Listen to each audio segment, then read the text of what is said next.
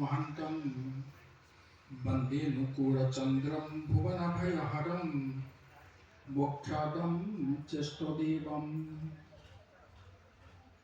परम दयाल परमराध्यष्टदेव जीवन वल्लभ श्री श्री ठाकुर परमराध्या जगत जननी श्री श्री बर्मा परम पूज्य पाद श्री श्री बरदा परम पूज्य पाद श्री श्री आचार्य देव समस्त आकुल चरणे मोर शतकोटी विनम्र प्रणति निवेदन करुछि।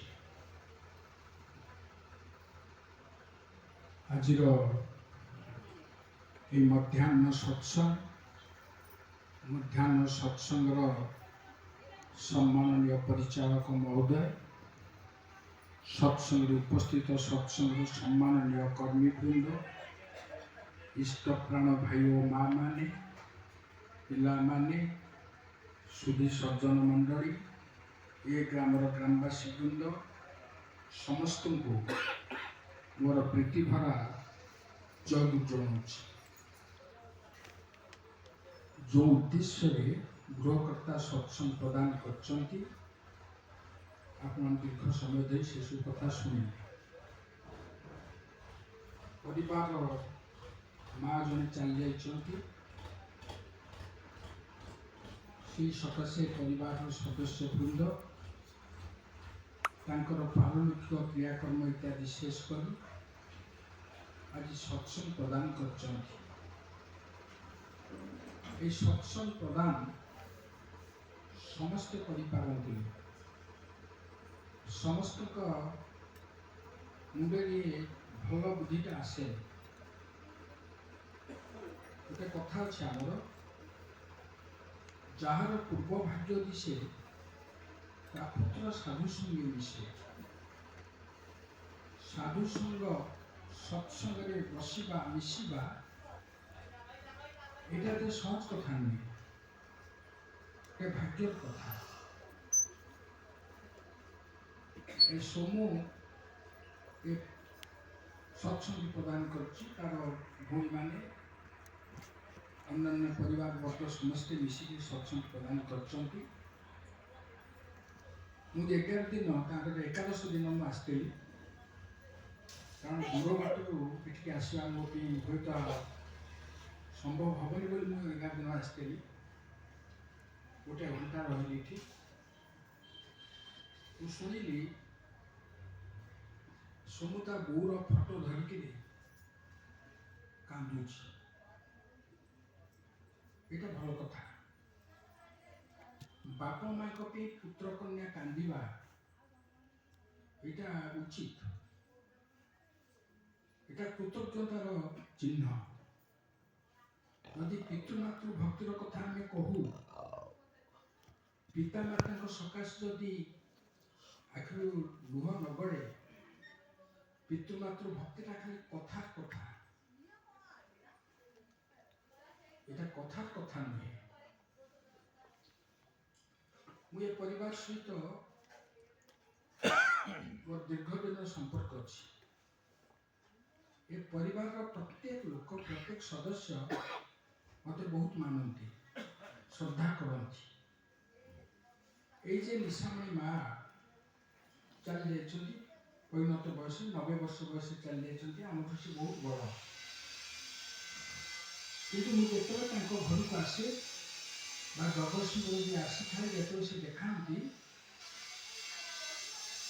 मो ब्राह्मण बोली मत से मुंड रखी प्रणाम करती मु आपत्ति करे माँ तुम बयस तुम वयस्क लोक मत मुंड लगे प्रणाम कर जयगुरु कर ना आप ब्राह्मण ये बोधता आम समस्त आज ये बोध प्राय भावुँ अनेक पाखे बोधता ना तेणु आज जो सत्संग ये भाषण देवार कि ना कहबार कि ना वक्तव्य कि ना माँ जने चली जाती पिला सत्संग कर ठाकुर आह्वान कर बहुत भल कथा। आम जी सब जी चली जामर रमेश भाई कहले आमर बाबाजी कहला आम आर्तलाल भाई कहले कौन कहले मनुष्य जन्म होती मृत्यु निश्चय अच्छी यहाँ आम जाने ना कौन आम जानचे ना जाने जानीचे किंतु जानिने जदि आम को ठीक भाव जानी थांते कौन पाई गोटे मनुष्य जन्म आम पाइचे कौन पाई आम दुनिया को आसीचे ये चेतनाटा आम सब था ये चेतनाटा आम रोनी कहीं आम जानिक जापारूना महाभारत जुगरे पांडव मान जो वनवास करते शोष लगे जल अनुसंधान युधिष्ठिर पठेले सभा सान भाई सहदेव पठेले जल अनुसंधान कर पानी आण आम शोष मिटेगा सहदेव गले देखिले गोटे विराट सरोवर शोष करजे पानी पीबे एवं पानी आनिबे सरोवर को पानी पीवा को से उद्यत होती गोटे शून्यवाणी है पानी पीवा पूर्व आग मोर प्रश्न उत्तर दियो तापर पानी पीब सहदेव शुणिले शोष कर पानी पीले एवं मरिक पड़े सहदेव खोजा नकुल आसिले नकुल खोजा अर्जुन आसिले अर्जुन पर भीम आसिले समस्त समदशा यहाँ आप सब महाभारत जो पढ़ती अनेक प्रवचक प्रवचन दिखते आप सब शुणी सभा शेष में युधिष्ठिर आसिले युधिष्ठिर से प्रश्न करागला युधिष्ठिर कहले से प्रश्न को शून्यवाणी को युधिष्ठिर बेखातिर कले से स्थित प्रज्ञ तुम से तो बेखातिर कले कहले आप जी हूँ ना कहीं आप प्रश्न पचारतु मु उत्तर देवी प्रश्न चारोटी प्रश्न पचारि चारोटी प्रश्न यथोपयुक्त उत्तर देते प्रथम प्रश्न पे हूँ किमाश्चर्य ये दुनिया सब आश्चर्य कौन युधिष्ठिर उत्तर देले अन्य हनि भूतानि गच्छन्ति जम मंदिर शेषास्तिरत्वमिच्छन्ति किमाश्चर्य मत परम प्रतिदिन लोक मैंने आमे देखुचु जम मंदिर माने जम मंदिर को जाऊँ मृत्युवरण कर समस्त देखुचु किंतु आमे जी रही जाइचु बसीचु दुनिया आम अच्छु आमे भावुचे आम जमा जीवन पड़े आमे सबुदिन पे रही था ये जो भावनाटा आम भितर रही आश्चर्य दुनिया कौन अधिक अच्छी तापर एक दुई तीन चार प्रश्न अच्छी मुझे सब प्रश्न उत्तर देना चाहूँगी आलोचना करनी मृत्यु चेतनाटा आज गोटे सत्संग हो माँ जड़े चली जाइए चतुर्दश दिवस सत्संग हवा कथा खाली केतक 11 दिन में आसती मत कहते से गोटे असुविधा अच्छी कटक उत्सव अच्छी भाई मैंने माँ मैंने अनेक जी पंचदश दिवस सत्संग असुविधा किसी ना ये जो सत्संग हो आम कौन शिक्षा दूचे आम जे आसीचे कौन पे आसीचे कौन गोटे शिक्षा तो लाभ कर सत्संग कौन शिक्षा दौचे सत्संग दौचे आम चेतना शक्ति जागृत रहा दरकार जी शक्ति जागृत रहा दरकार मोटे मनुष्य दुनिया को आसी कर्म करी एवं दुनिया निश्चित विदाय देवी अवश्य सेमिति देखा गले आमर मृत्यु ना अर्थात आत्मार मृत्यु ना आत्मा थिला अच्छी जे पर्यंत से परमात्मा सहित मिलित नही से पर्यंत जन्म मृत्युर चक्र भितर से निरंतर घूरी बुल यहाँ हूँ आत्मार आत्मा शब्दटार अर्थ हूँ नियत गमनशील जहाँ हूँ आत्मा फ्रिक्वेंटली तार मुवमेंट अच्छी जेतबे से कौन एक शरीर धारण करे ସେତେବେଳେ ସେ କର୍ମ କରିବାର ସୁଯୋଗ ପାଏ ଏବଂ କର୍ମ କାହିଁକି କରେ? ଦି ଏଲିଭେସନ ଅଫ ଦି ସୋଲ, ଆତ୍ମାର ঊର୍ଧ୍ୱଗତି ପାଇଁ এটা ସେ କରେ।